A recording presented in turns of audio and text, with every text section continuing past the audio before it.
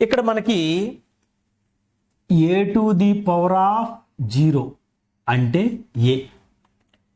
ఏ number పవర్లో అయినా 0 ఉంటే అది 1కి సమానం. అది ఏదన్నా అవనే ఉండేకే, అది ప్లస్సా మైనస్సా మనకు అనవసరం. ఇదిగో చూడండి, దీని కరస్పాండింగ్ ఇదిగోండి, 705 whole to the power of 0 ఎంత వాల్యూ 1, లేదా -986 whole to the power of 0 ఎంత answer 1. Anything power of 0 is always 1.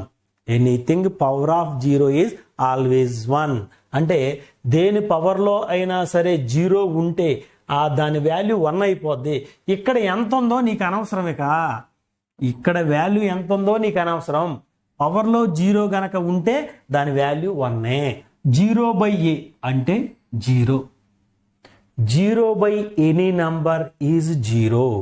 0 ఏదైనా సంఖ్య 0 అవుతుంది. అది గుర్తుపెట్టుకోండి. నెక్స్ట్ ఇక్కడ a/0 ఇన్ఫినిటీ అంటే నిర్వచించలేము. Any number by 0 is infinity. 0 any number is 0. Any number by 0 is infinity. 0 ఏ నంబర్ అయినా 0నే, ఏదైనా నంబర్ బై 0 అంటే ఇన్ఫినిటీ. ఇన్ఫినిటీ అంటే డిఫైన్ చేయలేము, అది నిర్వచించలేము అని. ఓకేనా? సో ఈ పాయింట్లు గుర్తుపెట్టుకోండి. మనకి యూనిట్ ఎగ్జాము 25 మార్కులకు పెట్టారు. యూనిట్ ఎగ్జాము 25 మార్కులకు పెట్టారు. నీకు అసలు ఏమి రాలా, 0 వచ్చింది. అదేగా మనం రాసేది. యూనిట్ ఎగ్జాము 25 మార్కులు పెట్టాం, నీకేమి రాలా, 0 వచ్చినాయి అంటే 0/25 అంటే ఎంత 0నే కదా. అది గుర్తుపెట్టుకోండి. కానీ ఇక్కడ చూడండి, అసలు ఎగ్జామే పెట్టలా. ఇదిగో మనం మ్యాక్సిమం మార్కులు ఎక్కడ చూస్తాం నా కిందే కదా. అంటే లవము హారము న్యూమరేటర్ డినామినేటర్లో కదా మనం మ్యాక్సిమం మార్కును చూపించేది ఎగ్జామ్ పెట్టినప్పుడు. అందరికీ తెలుసు ఈ విషయం. ఇక్కడ చూడండి 0, అసలు ఎగ్జామే పెట్టలా. మార్కులు ఎన్ని వచ్చినాయి అని చెప్తున్నాం, ఎన్ని వచ్చినాయి అని అడుగుతున్నాం. ఏం చెప్తాం? చెప్పలేం కదా. అలా అంటే మీకు అర్థం అవటానికి గుర్తుపెట్టుకోండి. చూడండి, అసెండింగ్ ఆరోహణ, డిసెండింగ్ అవరోహణ. ఇది కొంతమంది మ్యాథ్స్ వాళ్ళకు కూడా కన్ఫ్యూజ్ పడాల్సిన అవసరం ఏమీ లేదు మీకు. ఇక్కడ చూడండి, అసెండింగ్ ఆర్డర్ అంటే ఆరోహణ అంటే small number to big number or large number. అంటే చిన్న నంబర్ నుంచి పెంచుకుంటూ పెద్ద నంబర్కి వెళ్ళటమే ఆరోహణ. డిసెండింగ్ అవరోహణ అంటే పెద్ద నంబర్ నుంచి చిన్న నంబర్కి, లార్జ్ టు స్మాల్ అంతే. అయితే మీరు ఎలా గుర్తుపెట్టుకుంటారంటే ఇక్కడ చూడండి, ఆరోహణలో ఎన్ని అక్షరాలు ఉన్నాయి? ఆ రో హ నా 4 అక్షరాలు ఉన్నాయి. అవరోహణలో ఎన్ని ఉన్నాయి? ఆ వ రో హ నా 5 ఉన్నాయి. అంటే దేనిలో తక్కువ ఉన్నాయి? ఆరోహణలో తక్కువ ఉన్నాయి కాబట్టి తక్కువ నుంచి ఎక్కువ, అవరోహణలో ఎక్కువ ఉన్నాయి కాబట్టి ఎక్కువ నుంచి తక్కువ. అలా గుర్తుపెట్టేసుకోండి. అర్థమవుతుందా? ఆరోహణలో 4 అక్షరాలే ఉన్నాయి, అవరోహణలో 5 అక్షరాలు ఉన్నాయి. ఆరోహణలో 4 అక్షరాలు అంటే దీంతో పోల్చుకుంటే ఇందులో తక్కువ అక్షరాలు ఉన్నాయి కాబట్టి తక్కువ నుంచి ఎక్కువ. అవరోహణలో 5 అక్షరాలు, దీంతో పోల్చుకున్నప్పుడు దీనిలో ఎక్కువ అక్షరాలు ఉన్నాయి కాబట్టి ఎక్కువ నుంచి తక్కువ అని గుర్తుపెట్టేసుకో. అంటే సపోజు ఇక్కడే చూడండి నాన్న, 5 9 10 4 3 1 అని రాశా. దీన్ని అసెండింగ్ ఆర్డర్ అంటే ఆరోహణలో రాసినప్పుడు ఎలా రాస్తావు అదేవిధంగా డిసెండింగ్ ఆర్డర్ అంటే అవరోహణలో రాసినప్పుడు ఎలా రాస్తావు చూడండి. ఆరోహణ అంటే చిన్న నుంచి పెద్ద అని చెప్పాం కదా. అంటే అంతా ఫస్ట్ 1, తర్వాత ఏది నాన్న 3, తర్వాత ఏది నాన్న 4, తర్వాత 5, తర్వాత 9, తర్వాత 10. అదనమాట తక్కువ నుంచి ఎక్కువ ఆరోహణ. మరి అవరోహణ అంటే ఏంటి? ఎక్కువ నుంచి తక్కువ అంటే 10 9 5 4 3 1 అది నాన్న. ఓకే, సో కాబట్టి అలా గుర్తుపెట్టుకోండి, ఈజీగా ఉంటుంది. నెక్స్ట్ పాయింట్ చూద్దాం. బోడో మాస్టరులు so most very very important. ఖచ్చితంగా మీకు బోడోమాస్ రూల్ మీద ఒక బిట్టు మ్యాక్సిమం వస్తుంది. బోడోమాస్ రూల్ అంటే ఏమీ లేదు నాన్న. బి అంటే మనకి అర్థం బ్రాకెట్, బి అంటే అర్థం బ్రాకెట్ అని. అదేవిధంగా తర్వాత ఓ అంటే అర్థం ఆఫ్ అని. ఓ అంటే అర్థం ఆఫ్ అని. ఓ అంటే అర్థం ఆఫ్ అని. అదేవిధంగా నెక్స్ట్ డి డి డి అంటే డివిజన్ అని. డి అంటే డివిజన్ అని.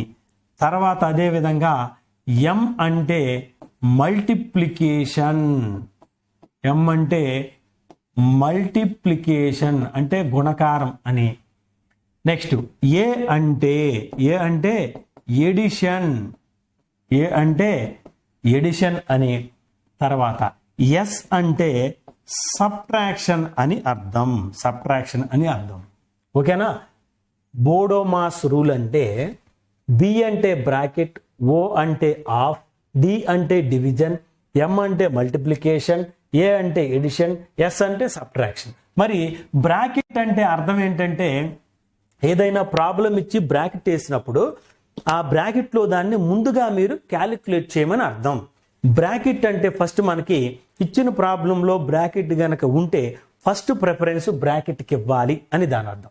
నెక్స్ట్ ఆఫ్ అంటే నాన్న ఇక్కడ మనకి ఇంటూ అని అర్థం, అంటే మల్టిప్లికేషన్ అని అర్థం. డివిజన్ అంటే మీకు తెలుసు డివైడెడ్ బై అంటే భాగహరించమని అర్థం.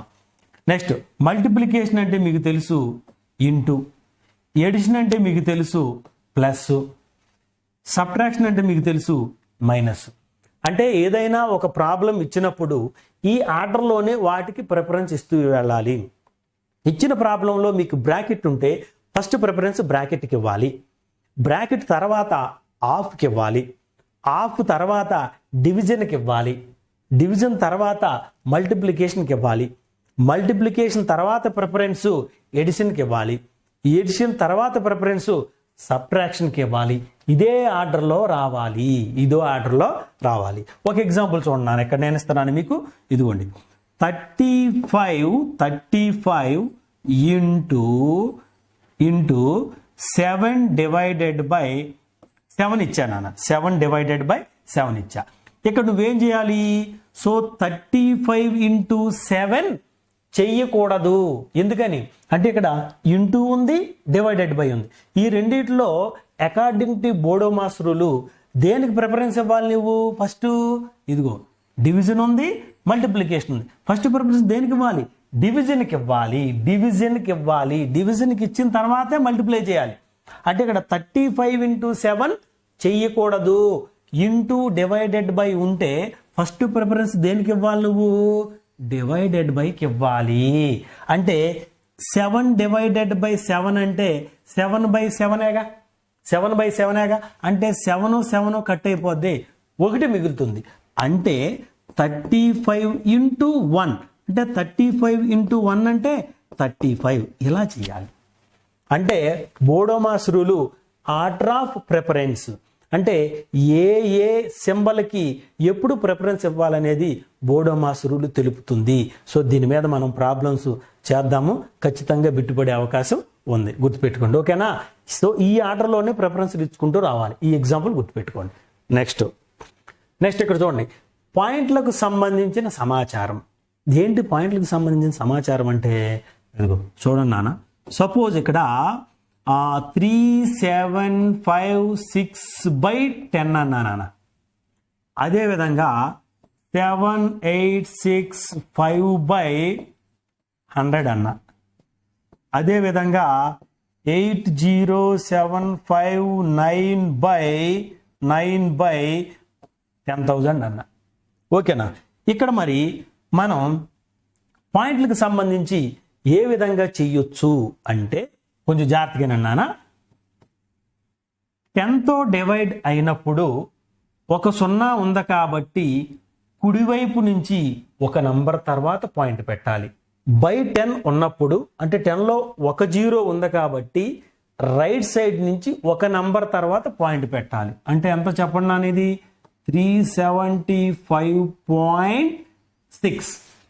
ఒక జీరో ఉంది కాబట్టి ఒక నంబర్ తర్వాత పాయింట్.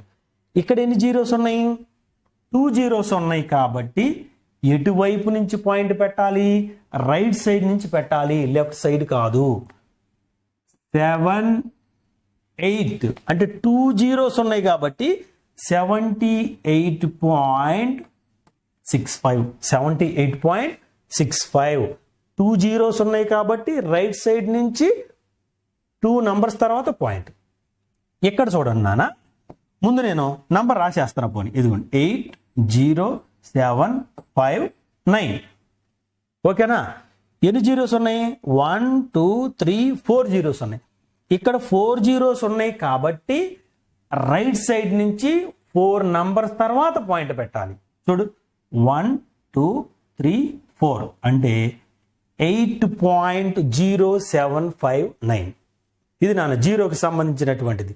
ఓకేనా? సో 10తో మల్టిప్లై చేసినప్పుడు అంటే పాయింట్లు ఉన్నప్పుడు 10తో మల్టిప్లై చేసినప్పుడు ఏ విధంగా కన్వర్ట్ అవుతాయి? 37.5 ఇంటూ 10.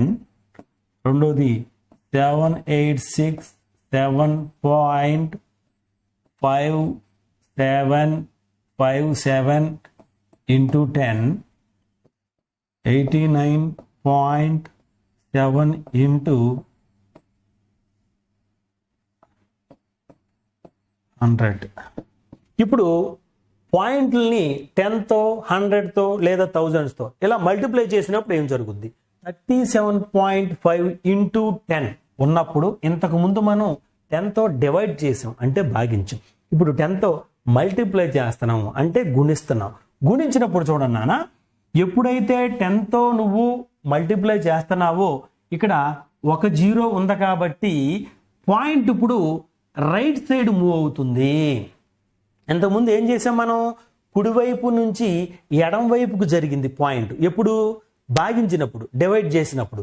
కానీ ఇక్కడ ఇంటూ చేస్తున్నాం కాబట్టి ఈ పాయింట్ లెఫ్ట్ నుంచి రైట్కి మూవ్ అవుతుంది.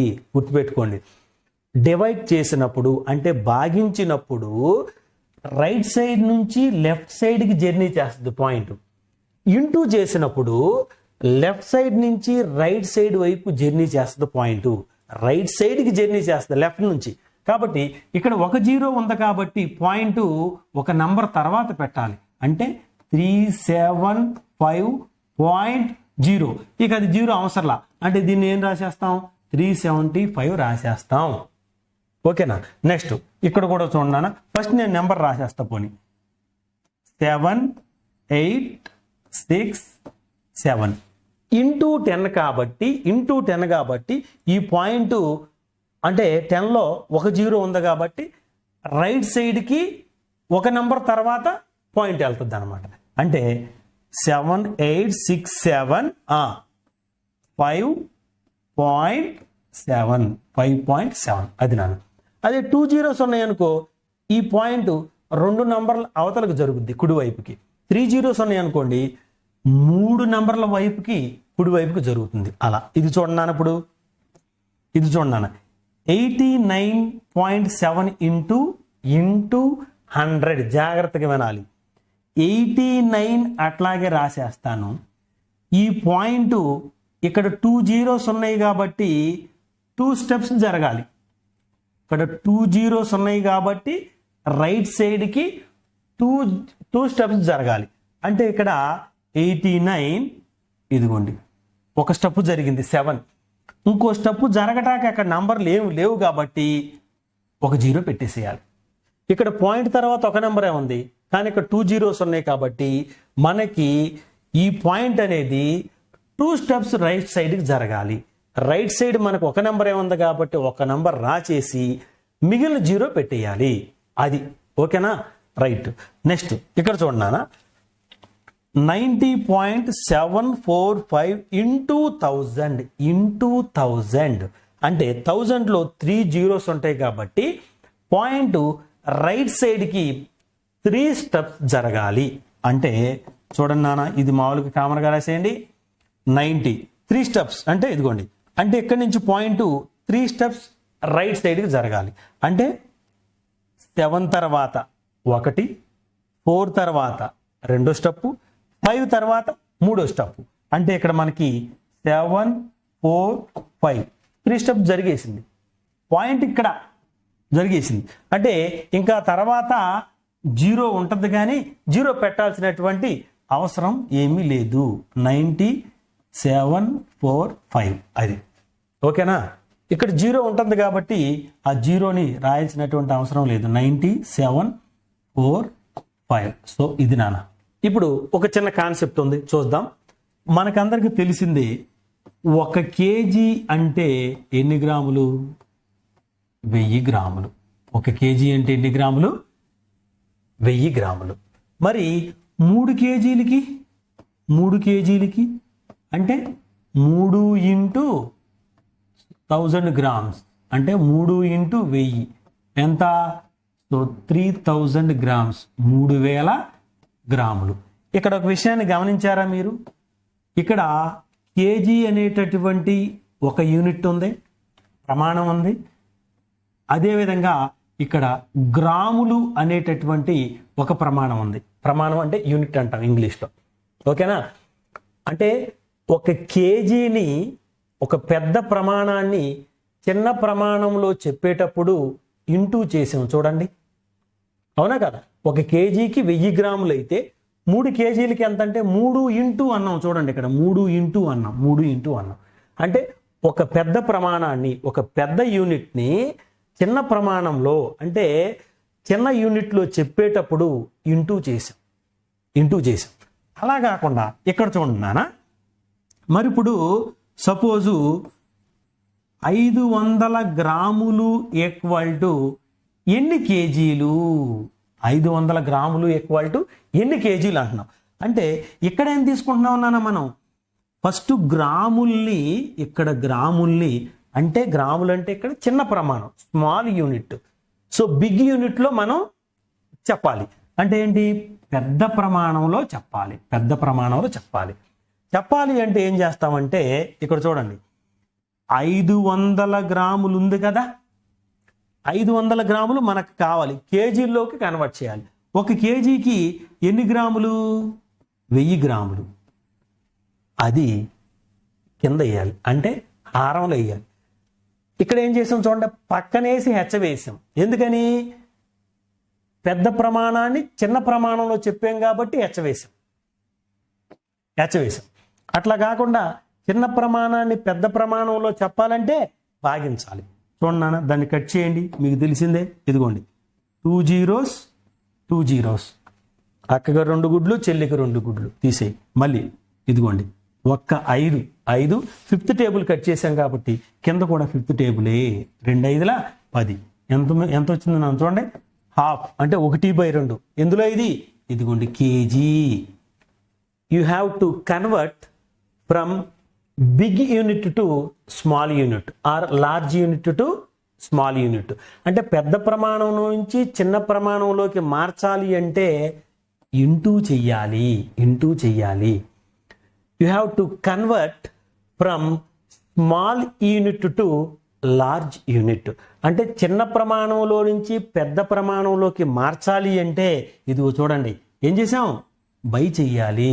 గుర్తుపెట్టుకోండి, ఇది 1 గ్రాములే కాదు, దేనికి తీసుకున్న ఈ మెథడ్ ఫాలో అవ్వండి మీరు, ఓకేనా. సో ఇప్పటి వరకు చెప్పినటువంటి ఈ బేసిక్ కాన్సెప్ట్ మొత్తం కూడా నేను నాన్ మ్యాథ్స్ అభ్యర్థులను దృష్టిలో పెట్టుకుని చెప్పడం జరిగింది. మ్యాథ్స్ వాళ్ళందరికీ ఇవి చిన్న చిన్న విషయాలు, కానీ మరి అందరికీ న్యాయం జరగాలనేటటువంటి ఉద్దేశంతో ఈ బేసిక్ కాన్సెప్ట్స్ గురించి కొంత అవగాహన కల్పించడం జరిగింది మీకు. నేను ఇదంతా ఎందుకు చెప్పానంటే ఈ టేబుల్స్ కట్ చేయటం ఇదంతా మీరు ఇక్కడే ప్రాక్టీస్ చేయాలి. మళ్ళీ మనం సిలబస్లోకి వెళ్ళిన తర్వాత నేను అక్కడ డైరెక్ట్గా కట్ చేసేస్తాను, ఎందుకంటే టైం మరి ఎక్కువ వీడియోలు పట్టేస్తాయి, మీకు టైం వేస్ట్ అవుద్ది. సో ఇక్కడే మీరు బేసిక్స్ నేర్చుకోండి.